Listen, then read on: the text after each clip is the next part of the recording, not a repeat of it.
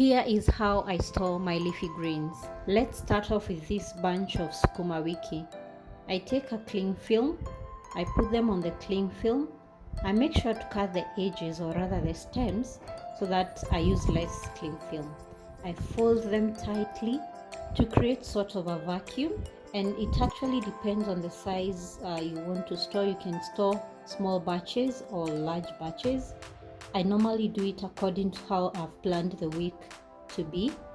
Sometimes I do small batches for smoothies and big batches for cooking regular meals.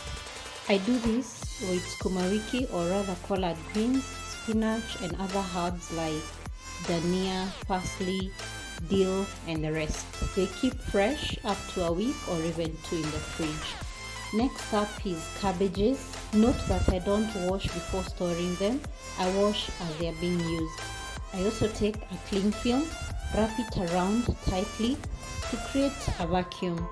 And I will do this to even lettuce, the ones that comes as a head, the Chinese cabbage, broccoli, cauliflower, and even the purple cabbage.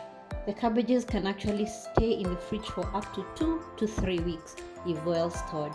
If you found this tip useful, remember to follow Gonjikoni for more tips and hacks.